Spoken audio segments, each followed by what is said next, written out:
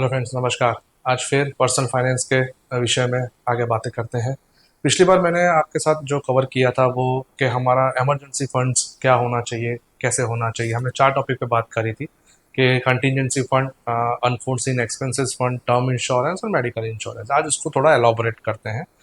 Generally क्या होता है कि हम जब भी पर्सनल फाइनेंस की बात करते हैं, इन्वेस्टमेंट की बात करते हैं, तो वो उसकी शुरुआत कहाँ से होती है? उसकी शुरुआत होती है कि आज जो भी मेरी अर्निंग है वो एक फिक्स अर्निंग होगी। अगर मेरा सैलराइड हूँ तो बिजनेसमैन होगा तो भी अमूमन एक रेंज में होती है, वो एकदम हर महीने नहीं बदल जाती।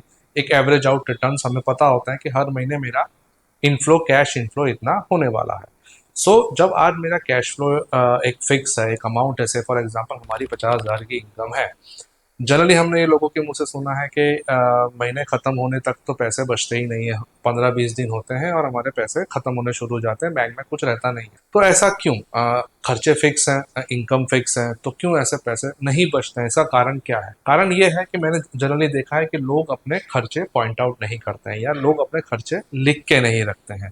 यानी जब आया खर्चा कर दिया, उसको कहीं भी अकाउंटेड नहीं है, वो लिखा हुआ नहीं है।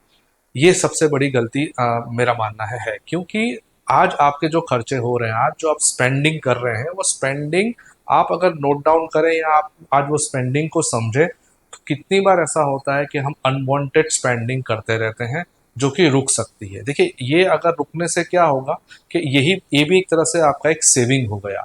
आज समझ लीजिए, जो फिक्स एक्सपेंस है, आज आपका जो रहने का खर्चा है, ग्रोसरी हो गई, पेट्रोल हो गया, मोबाइल खर्चे हो गए, बच्चों की फीस हो गई, सब्जी वगैरह हो गए, जो वांटेड खर्चे हैं, ये करने ही करने हैं एक नॉर्मल लाइफ जीने के लिए, स्पेंड करने के लिए। वो तो होते ही हैं, पर कितनी बार ऐसे खर्चे हो जाते हैं जो कि अवॉइड हो सकते थे, या वो खर्चे करने की ज़रूरत ही नहीं थी, बस वो हो गए फ्लो फ्लो में। कितनी बार वो चीज़ें जो हमने खरीदी थी वो आज भी हमने यूज़ नहीं करी, सील पैक पड़ी है, बट अल्टीमेटली उसने क्या किया, उसने आपकी पॉकेट को उस समय के लिए टाइट कर दिया। आपके पास पैसे बचे नहीं। आप जिस दिन ये लिखना शुरू करेंगे कि मेरे पर्सनल एक्सपेंसेस मंथली क्या हो रहे हैं, मेरा जो आउटफ्लो है अमाउंट का, पैसे का, वो कहाँ जा रहा है, आप देखेंगे कि उसमें से 25 से 30% पैसा आप ऐसी जगह पे लगा रहे हैं जहां आपको कोई ज़रूरत नहीं थी। तो वो आपके खर्चे जो हैं वो कम होने शुरू हो जाएंगे और उससे आपके जो पैसे कैश इन हैंड जो है वो बढ़ना शुरू हो जाएगा। उसके 2 फायदे हैं। आज अगर आपके पास मान लेते हैं सरप्लस अमाउंट में ज़्यादा नहीं 5,000 भी बचने शुरू हो गए, और वो 5,000 रुपये आप अपने कंटिजेंसी फंड में ऐड करते गए। कंटिजेंसी फंड, फिर से मैं आपको बता दूं, वो ऐसा फंड है जो मेरे इनफ्लो के अगर रुकने के टाइम पे मेरे काम आता है। मैं एक सिंपल एग्जांपल बताऊं, अगर मैं सैलराइड हूँ, मुझे जॉब चेंज चाहिए, मैं एक जॉब से खुश नहीं हूँ, पर मुझे सामने नई जॉब नहीं मिली, पर मुझे इस जॉब से निकलना है। तो वो जो पीरियड जो मेरी एक जॉब से एग्जिट और दूसरी जॉब की एंट्री का है, वो 1 महीने भी हो सकता है, 2 महीने भी हो सकता है, 3 महीने भी हो सकता है। तो वो पीरियड में जो मेरे खर्चे हैं, जो मेरे फिक्स एक्सपेंसेस हैं, जो करने ही करने हैं, चाहे वो ईएमआई हो, चाहे वो ग्रोसरी हो, चाहे वो इस तरह के जो भी मेरे फिक्स एक्सपेंसेस हैं, वो खर्चों को टेक ओवर करने के लिए कंटिजेंसी फंड होता है। कंटिजेंसी फंड जो है वो आप इस तरह से इकट्ठा कर सकते हैं, जो आप अनप्लान्ड एक्सपेंसेस करते रहते हैं। दूसरा, आपको कुछ अमाउंट उसके लिए डिप्लॉय करना पड़ेगा। बट जिस दिन आपने अपने खर्चे लिखने शुरू कर दिए, आप देखेंगे कि वो जो अनवांटेड एक्सपेंस है, वही अमाउंट से आप अपना ये प्लानिंग पूरा कर सकते हैं। आपको उसके लिए अपने दूसरे अमाउंट को साइड में रखना ज़रूरी नहीं है। अब हमें लगता है कि 2-5 हज़ार से क्या होता है, बट आप एक बार इस चीज़ को शुरू करेंगे, आप देखेंगे साल में आपके पास एक अच्छी खासी रकम इकट्ठी हो जाएगी, जो वहाँ के बाद सिर्फ आपको मेंटेन करनी है, आपको उसमें नया एडिशन नहीं करना है। क्योंकि हमारा जो 3 महीने का या 4 महीने का कंटिजेंसी फंड है, वो कितना होगा, या तो लाख रुपए होगा या 1.5 लाख रुपए होगा। उससे ज़्यादा एक मिडिल क्लास फैमिली का नहीं होगा। अगर आप अपर मिडिल क्लास हैं या रिच हैं, तो वो उसके हिसाब से एडजस्टेड आप कर सकते हैं। तो आप वो 5,000 नहीं बचेगा, आपका 15,000 बचेगा। तो अमूमन वो रेशियो सेम ही रहता है। तो मेरा कहना है कि अपने जो पर्सनल एक्सपेंसेस हैं उसका ध्यान रखें, वो कहाँ जा रहा है।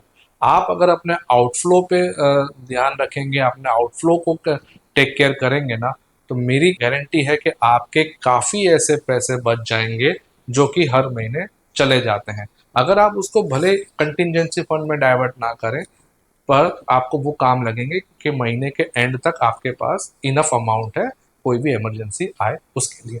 अब ये जो कंटिजेंसी फंड है, लास्ट टाइम मैंने आपको बताया था कि ये आप लिक्विड फंड में पार्क कर सकते हैं। लिक्विड फंड क्या होता है? लिक्विड फंड म्यूचुअल फंड का एक ऑप्शन है जिसके अंदर आपको सेफ बिना कोई रिस्क के आपका फंड इन्वेस्ट होता है और आपको अमूमन उसमें 4 से 6% इंटरेस्ट रेट मिलता रहता है। वो कभी रीजंस की वजह से हाई होता है और कभी 4% के आसपास रहता है। अमूमन आप एवरेज पकड़ के चल सकते हैं कि 4 से 6% मिलता है। इसके साथ मैं आपको एक बात ऐड करूंगा कि ये जो फंड्स हैं, ये फंड हमें इसलिए सेफ रखने हैं कि ये हमारे मुश्किल में हमें काम लगे, ना कि इसमें से हम कुछ कमाएं या इसमें से कुछ अर्न करें। तो इसमें कितना इंटरेस्ट मिल रहा है उस पर ना फोकस करके ये फंड्स हमारी इमरजेंसी में मिल जाए, इसलिए है।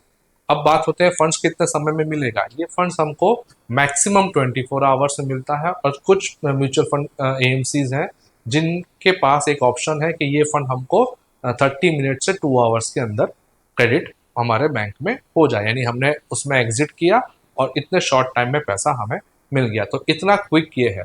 बैंक में भी आप रख सकते हैं, पर बैंक में जनरली क्या होता है कि हमें अगर अमाउंट दिख रहा है तो कहीं ना कहीं जैसे मैंने बताया अनवांटेड स्पेंडिंग की तरफ अपने आप को ले जाता है कि इतना अमाउंट है, चलो ये कर लेते हैं। फिर उसकी हमें इंपॉर्टेंस नहीं होती कि ये चीज़ की हमें रियली में ज़रूरत थी या बस हमने ले ली, हमारा मन किया हमने ले ली। शायद बाद में हमें रियलाइज होता कि ये हम नहीं लेते तो भी चल जाता या हमें कोई फर्क नहीं पड़ने वाला था। इसलिए मैंने आपको सजेस्ट किया कि ये पैसा, ऐसा पैसा जो आपका सरप्लस है या जब तक आपका कंटिजेंसी फंड नहीं बनता है, आप वो पैसा लिक्विड फंड की स्कीम में इन्वेस्ट कर सकते हैं। लिक्विड फंड में भी 3 तरह के आते हैं। आप ओवरनाइट फंड ले सकते हैं, मनी मार्केट फंड ले सकते हैं, लिक्विड फंड्स ले सकते हैं या कि अल्ट्रा शॉर्ट फंड ले सकते हैं।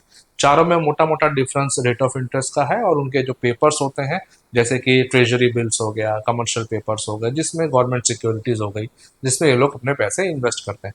इसीलिए ये लो रिस्क कैटेगरी के फंड्स हैं, सेफेस्ट कैटेगरी के फंड्स माने जाते हैं। इसमें आप इंटरेस्ट मान के चलें 4-5%, बट इंटरेस्ट को फोकस ना करके हमारा जो कैपिटल, जो हमारा मेन पर्पस है कि हमारा 3-4 महीने का या 6 महीने का एक्सपेंसेस का कॉर्पस कवर हो जाए अगर हमारी इनकम बंद होती है तो, या किसी तरह से डैम्पन होती है तो।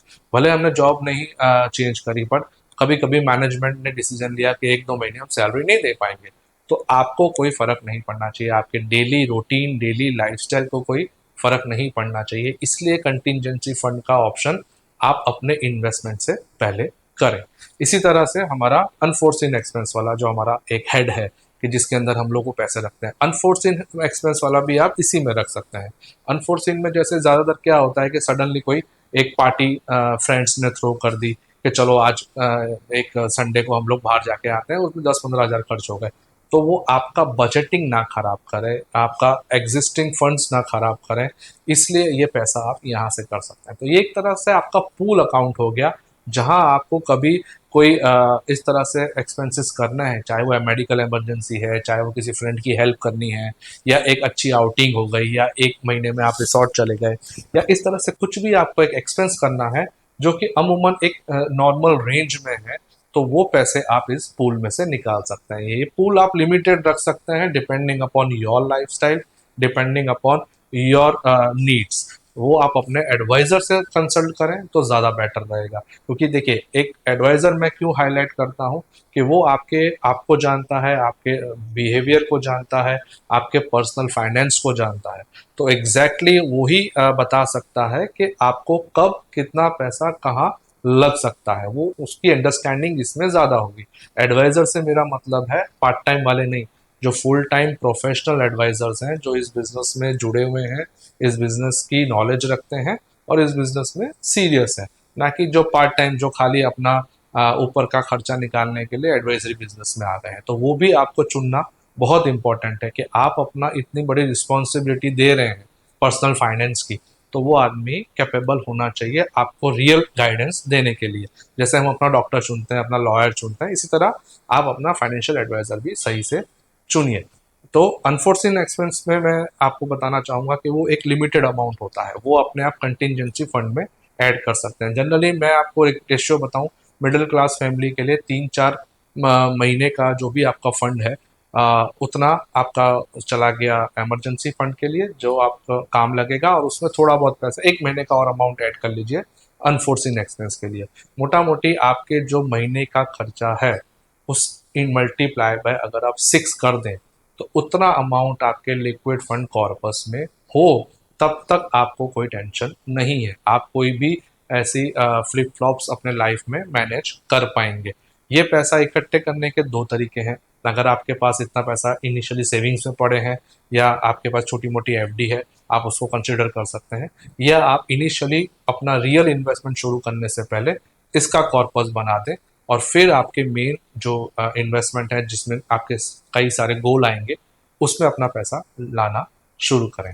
तो आज की वीडियो में मैंने हमारे जो लास्ट वीडियो के 4 पॉइंट थे, उसमें से 2 पॉइंट कवर कर लिए हैं। नेक्स्ट वीडियो में मैं आपको टर्म इंश्योरेंस के बारे में बताऊंगा और उसके बाद मेडिकल इंश्योरेंस में। तो जो हमारा ये टॉपिक था लास्ट टाइम का, उसके चारों पॉइंट हमारे ये 3 वीडियो में कवर हो जाएंगे।